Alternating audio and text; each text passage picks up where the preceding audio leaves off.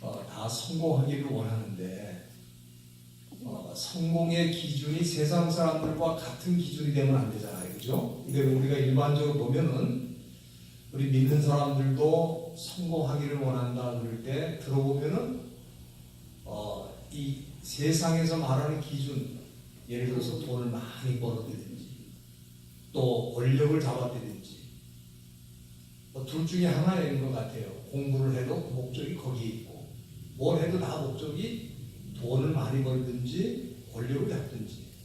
그래서 그렇게 된 것을 성공이라고 그렇게 생각하는데 잠언에서는 성공의 개념이 그렇지 않죠. 왜냐하면은 이 재물과 멸관, 돈과 권력은 영원하지 않다. 성경이 분명히 말했거든요. 그러니까 그럼 진정한 성공이 뭔가 할 때 우리 잠언 3장 4절에 하나님과 사람 앞에서 은총과 귀중히 여김을 받으리라. 이게 성공의 개념이다 하는 말씀 드렸고요. 우리가 성공하기 위해서는 세 가지. 첫째는 하나님의 말씀을 붙들어라. 하나님의 말씀을 잊어버리지 말고 내 마음으로 나의 명령을 지키라. 말씀이 성공의 비결 첫 번째고, 두 번째는 하나님만 신뢰하라 그랬습니다. 그래서 우리 사람들은 다 자기의 머리와 자기의 능력을 의지하는데 우리 하나님께서는 내 명철을 의지하지 말고 너는 마음을 다해서 여호와를 의뢰하라. 하나님을 신뢰하라. 그 다음에 세 번째는 범사의 그를 인정하라. 우리가 범사의 그를 인정하는 제일 좋은 방법은 하나님께 감사하는 거라고 그랬는데 이런 세 가지가 결국 우리에게 하나님이 우리를 인정하시고 또 사람에게도 인정을 받는 그 길로 우리를 이끌어준다 하는 말씀 우리가 공부를 했고요. 그 다음에는 하나님을 경외하라. 여러분들이 교재 59페이지에 보시면 챕터 10 제10장 하나님을 경외하라 이게 제목이 나와 있는데 지난 시간에 이 경외에 대한 말씀을 좀 드리다가 중단했는데 이 경외라고 할 때 그 히브리 말로는 야레라고 그러거든요.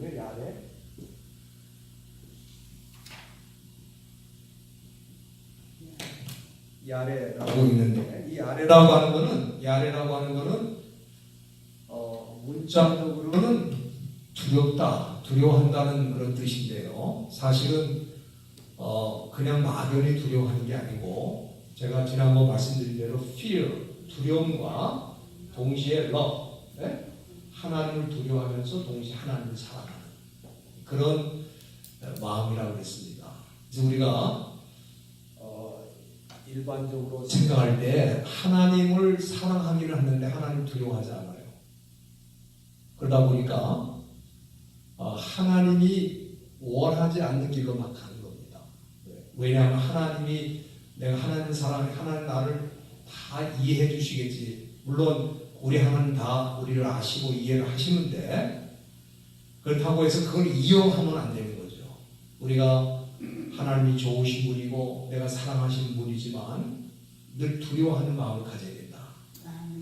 그래서 이 야레라고 하는 이 말 속에는 fear, 두려워하는 마음이 더 사실 많이 들어가 있는 겁니다. 그러나 그것만 가지고 안 되고 우리가 하나님을 사랑하고 하나님을 두려워한다. 이 경외하라는 이 개념이 이 잠언에는 여러 번 반복이 되면서 이 중심 주제 가운데 하나가 하나님을 경외한다는 개념입니다. 그래서 여기 잠언 우리가 1장도 7절에 보면은 여호와를 경외하는 것이 지식의 근본이라 그렇게 말을 했고요. 그 다음에 우리가 이 지혜를 얻으면 어떻게 되느냐? 지혜를 얻으면 우리는 하나님을 경외하게 된다. 그래서 2장 5절에도 여호와 경외하기를 깨달으며 하나님을 알게 되리니 우리가 지혜를 얻으면 하나님을 경외하게 된다. 그리고 이 잠언 3장에도 분명히 말씀하시기를 7절에 스스로 지혜롭게 여기지 말지어다. 여호와를 경외하며 악을 떠날지어다. 그래서 우리가 이 하나님을 경외한다면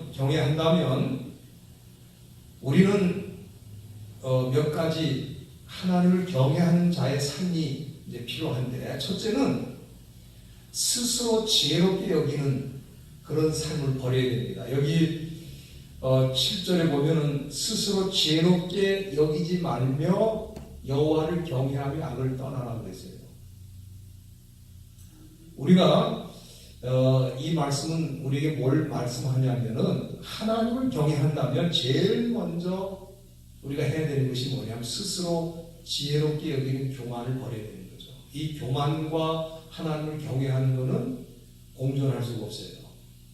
우리 마음속에 교만으로 가득 차면 우리는 하나님을 경외하는 삶으로부터 멀어지는 것입니다. 그렇기 때문에 악한 생각, 악한 행동, 심지어 악의 모양까지 우리가 버리고, 그 다음에 교만은 특히 우리가 피할 때 하나님을 경외하는 자의 삶을 살게 되는데, 사실은 여기 말씀에 보면은 하나님을 경외하는 자는 스스로 지혜롭게 여기지도 않고 또 악을 떠나게 된다, 그렇게 말씀했죠. 7절에 보면은.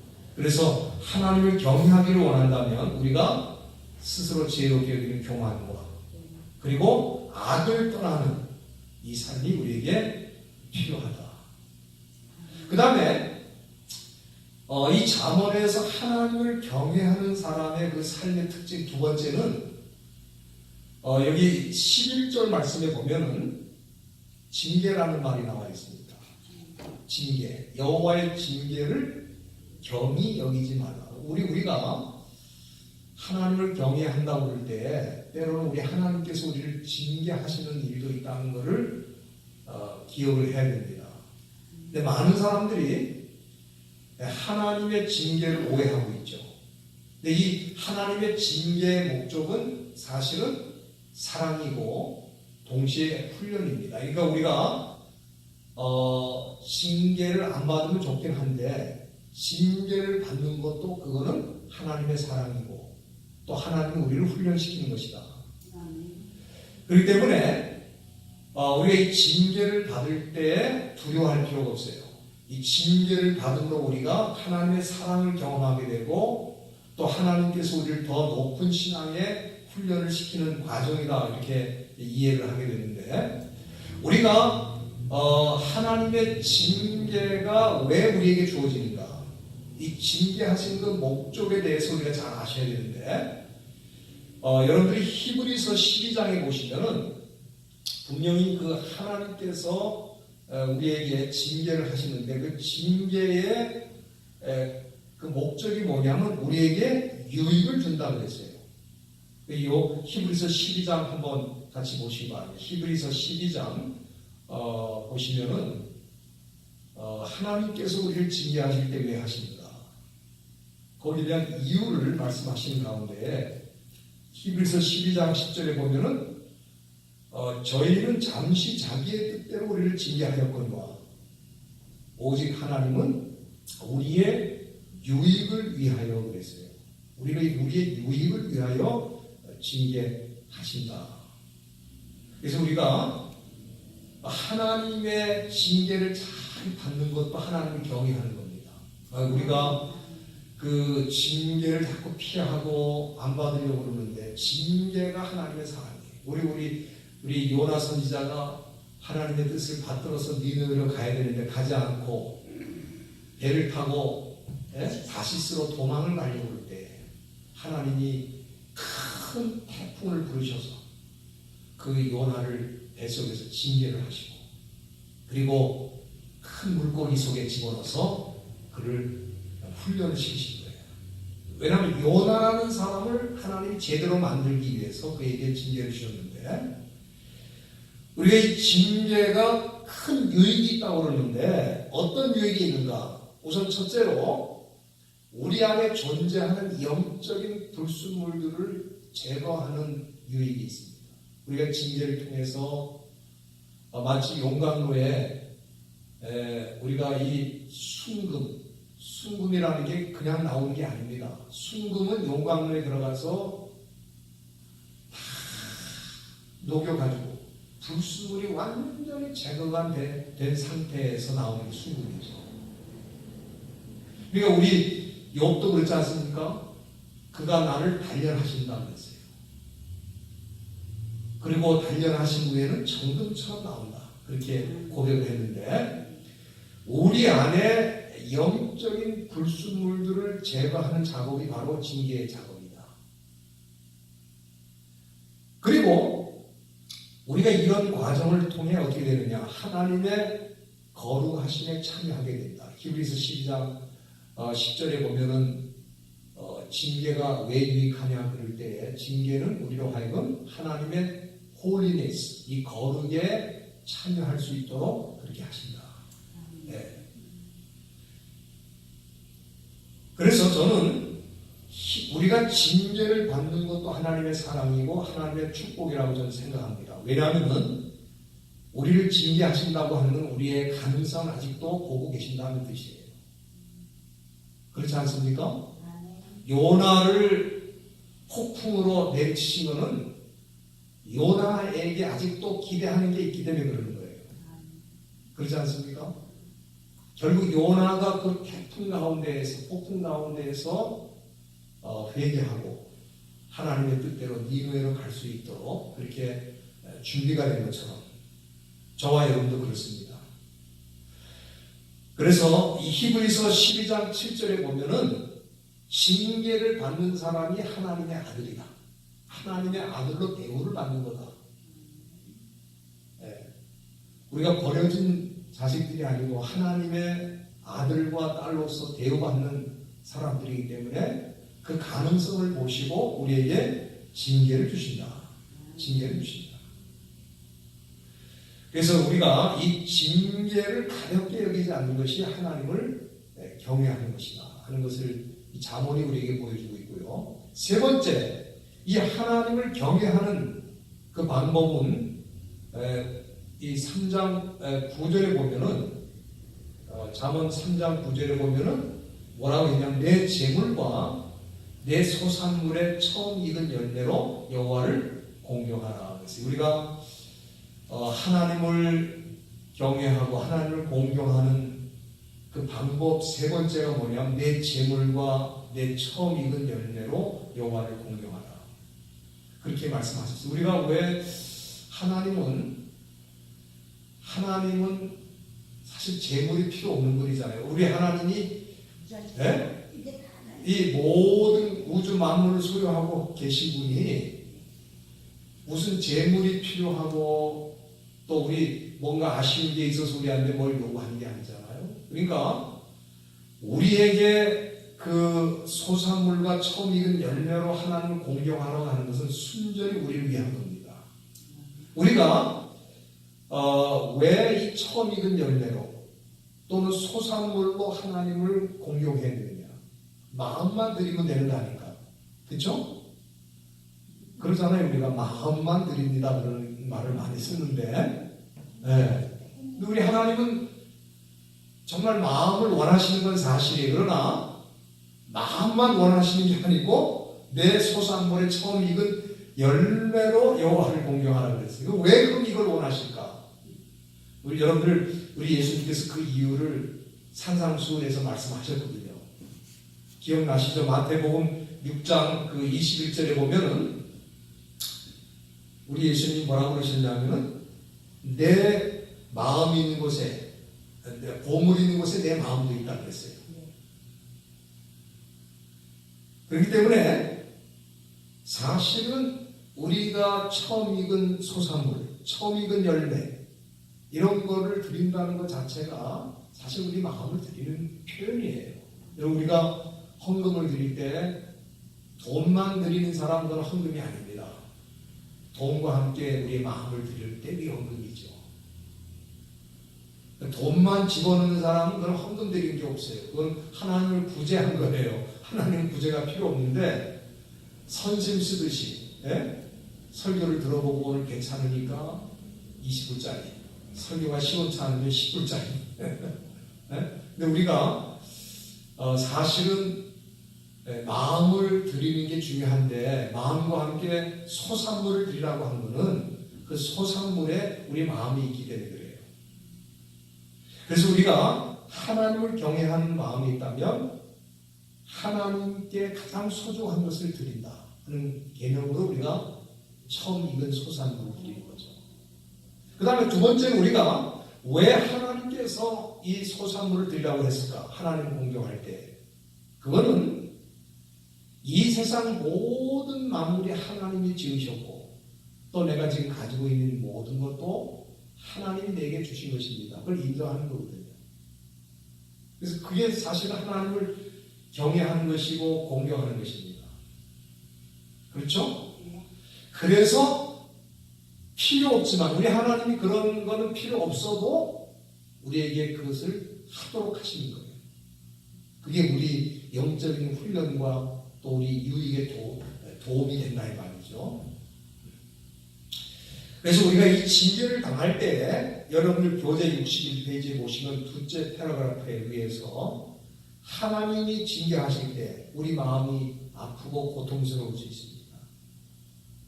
그러나 그 징계를 받을 때 슬퍼해서는 안 되는 거죠. 왜냐하면 하나님의 징계하심의 배후에는 하나님의 깊은 사랑이 거기 있다 하는 걸 우리가 잊지 말고, 하나님이 우리를 아들로 대우하신다는 것을 기억하면서 징계를 경히 여기지 말고 그 꾸지람을 싫어하지 말고 이 징계를 달게 받는 것도 하나님을 경외하는 것이다 하는 것을 오늘 본문이 보여주고 있습니다. 그러면은 우리가 이 하나님을 경외할 때에 어떤 복이 우리에게 있는가? 사실은 하나님을 경외하는 것은 복을 받으려고 경외하는 거라기보다는 정확하게 말씀드리면은 그것이 인생의 본분이기 때문에 하나님을 경외하는 거예요. 사실은 여러분들이 그 전도서 한번 보시기 바랍니다. 전도서 12장. 전도서 12장에 보면은 13절 말씀, 일의 결국을 다 들었으니 하나님을 경외하고 그 명령을 지킬지어다. 이것이 사람의 본분이라. 여러분이 그 본분이라는 말이 여기 나와 있는데, 본분, 사실은 히브리 원문에는 본분이라는 말이 안 나와 있어요. 그럼 어떻게 나와 있냐면은 이게 칼이라고 있거든요. 칼이라는 말. 칼이라는 말은 뭐냐면 all, 모두라는 뜻이에요. 우리 영어로 all이라고 그러죠. all. 그 다음에 아담을 써요.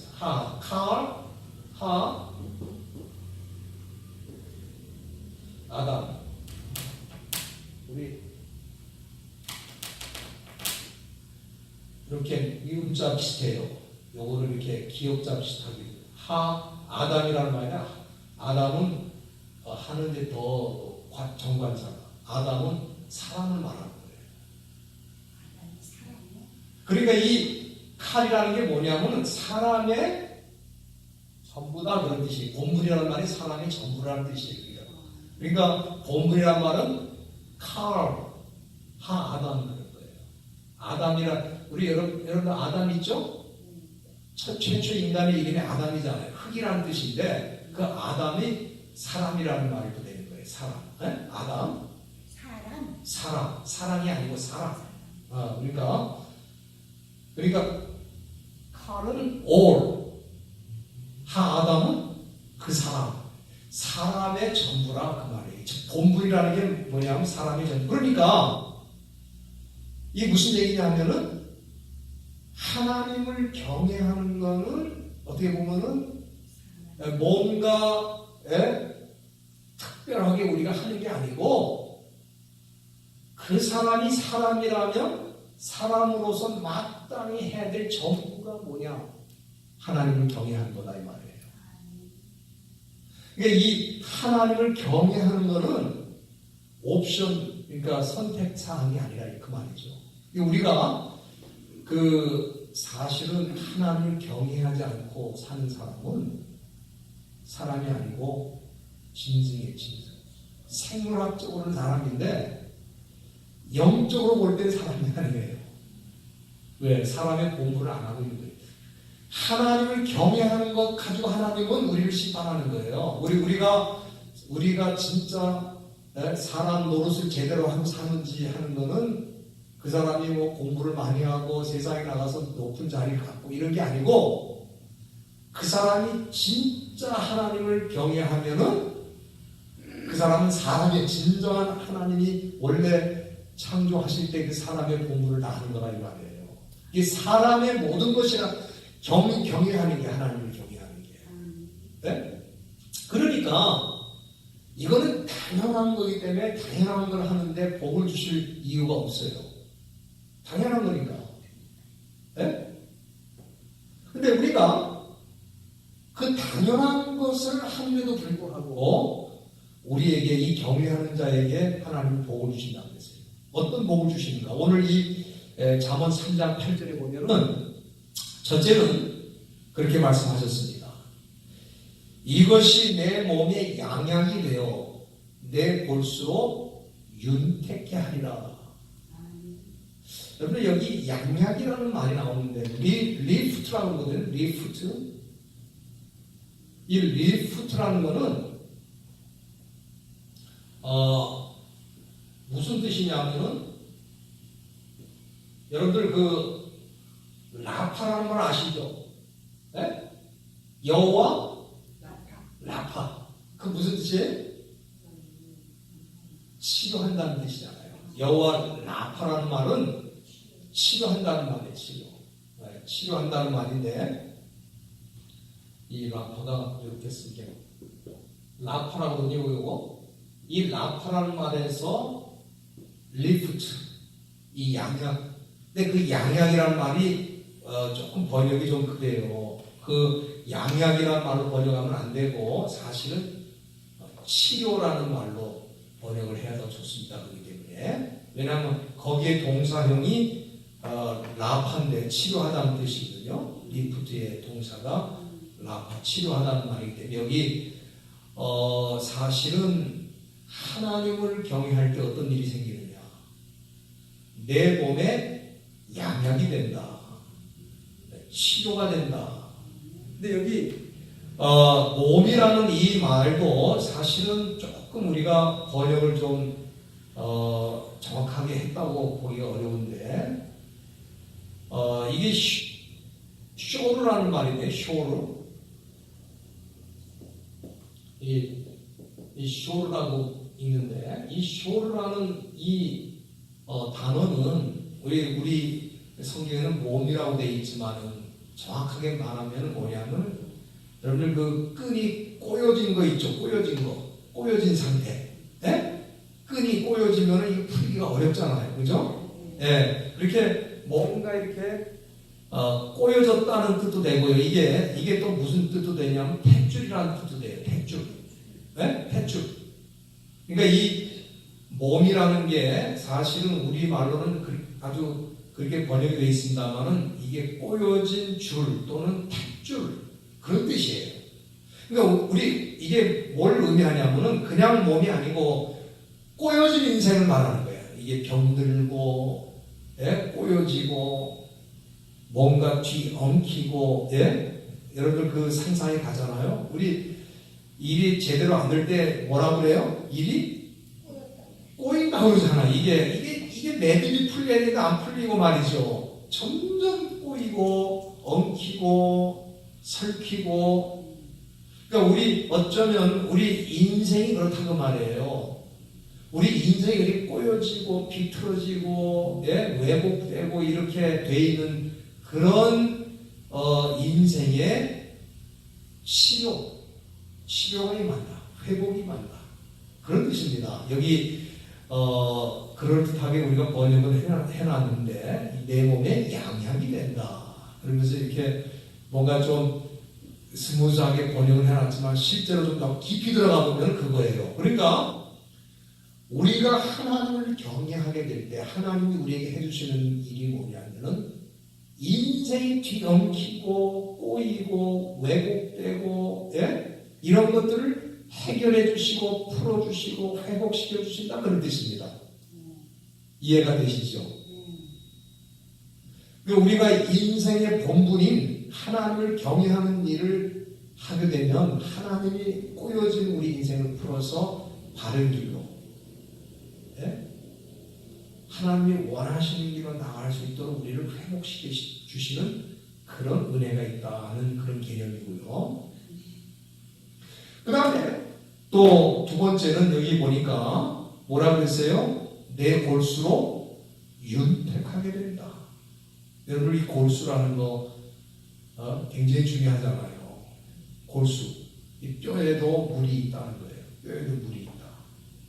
그래서 우리 본 마로우라고 그러잖아요. 예? 근데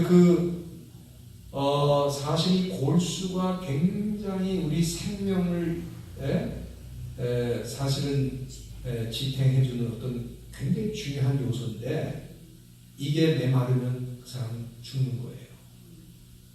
죽는 거예요. 그래서 골수 이식을 시켜주잖아요. 골수 이식. 골수 이식을 안 하면 죽는 사람들이 많아요. 그러니까 여기 그 골수로 윤택하게 한다는 것은 사실은 무슨 얘기냐면은 풍성한 삶으로 생명력이 있는 삶으로 나가게 되는 그런 은혜를 의미하는 것입니다. 우리가 사실은 우리 인생이 죽기 위해서 사는 건 분명한데, 죽기 위해서 사는 건 분명히 우리가 언젠간 다 죽잖아요. 그러나 우리 예수 믿는 사람들은 한 번 죽어도 사실은 영원히 죽지 않는 생명을 갖고 있다고요. 그게 우리가 사실은 생명이라는 말도 우리가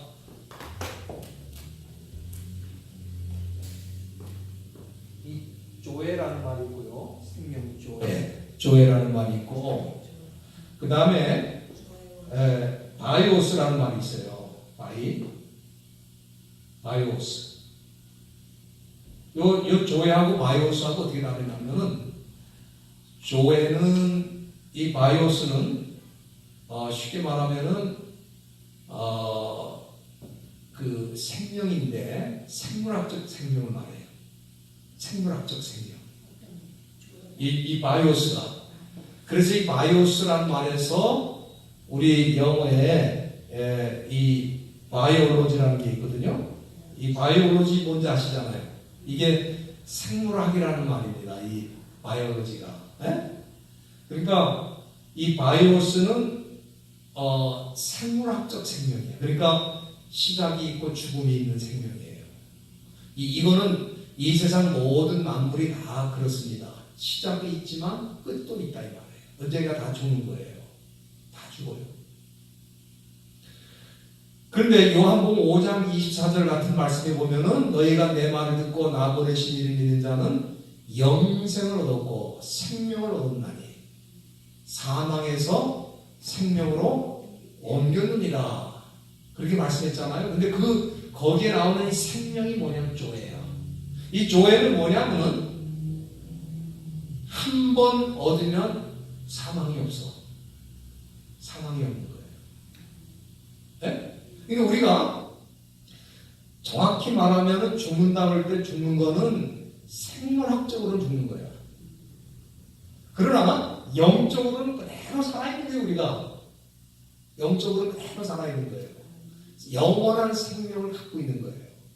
그런데 나중에 우리가 부활할 때에는 이 바이오스 생물학적인 이 생명도 새롭게 얻어가지고 영원한 생명인 조에와 생물학적인 생명인 바이오스가 함께 갈 수 있도록 하는 특별한 생명체를 갖게 되죠. 이 부활체죠. 부활체. 이 부활체는 조의 영원한 생명과 잘 어울리는 생물학적 생명이기 때문에 우리가 그 날을 기다리고 있는 거예요. 그러나 이 땅에서 우리 바이오스 생물학적인 생명이 죽어도 우리에게는 뭐가 있어요? 조의 영원한 생명이 있다 이 말이에요. 그러니까 사실 이 잠언이 이미 그거를 우리에게 간접적으로 보여주고 있는 겁니다. 내 골수로 윤택하게 하리라 이 말은 사실은 우리 생물학적인 생명만 의미하는 게 아니고 사실은 영원한 우리 예수님께서 말씀하시길 내가 너희로 풍성한 삶을 주리라 풍성한 삶으로 들어가는 것을 우리에게 보여주고 있는 말씀입니다. 그래서 이 여호와를 경외하는 자에게 이런 복 주시고 그 다음에 또 한 가지 10절에 보면은 거기서 끝나는 게 아니고 내 창고가 가득히 차고 내 집들의 새 포도즙이 넘치리라. 이거는 사실 우리에게 물질적인 복을 주신 것도 이제 말씀해 주신 건데 사람들은 도적질 해갖고 강도질 해가지고 남의 것을 뺏어서 부자가 되려고 하고 저와 여러분들은 하나님이 주신 것으로 부자가 되려고 하는 사람들입니다. 네? 여기 잠언 1장에 보면은 사탄이 사람들에게 유혹하는 내용이 뭡니까? 1장 13절에 보면은 온갖 보화를 얻는데 빼앗은 것으로 남의 것을 빼앗은 것으로 우리 집에 채울 것이다. 사탄이 유혹하는 내용입니다. 근데 그 길로 가면은 어떻게 되느냐? 1장 14절에 보면은 무릇 이를 탐하는 자의 길은 다 이러하여 자기의 생명을 잃게 되느니라. 그러니까 그렇게 부를 얻을 수도 있지만 그거는 사는 길이 아니고 죽는 길이라 이 말이에요. 그러나 여호와를 경외하는 자에게 하나님 주시는 복이 있어요. 여기 3장 9절 말씀처럼 내 재물과 내 소산물의 처음 익은 열매로 여호와를 공경하는 그 사람에게는 내 창고가 가득히 차고 내 집들의 새 포도즙이 넘치리라 그랬어요. 그러니까 저와 여러분들은 하나님을 경외함으로 이런 복을 받으시길 바랍니다. 네. 그 다음에 여러분들이 그 교재 63페이지 보시면 지혜의 가치에 대한 말씀이 나와 있는데 지금 이 잠언에서 계속적으로 이 지혜에 대한 말씀을 하고 계시는데 이 지혜의 가치가 얼마나 되는지에 대해서 사람들이 잘 몰라요. 그냥 지혜가 사람에게 있으면 좋다는 생각을 하지만 그 가치가 뭔가 할 때에 그 가치를 잘 모르는 거죠. 근데 여기 13절에 보면은 3장 13절에 보면은 지혜를 얻은 자와 명철을 얻은 자는 복이 있다. 복이 있다고 그랬는데 이 세상에서 가장 행복한 사람이 지혜를 얻은 사람이 가장 행복한 사람이에요.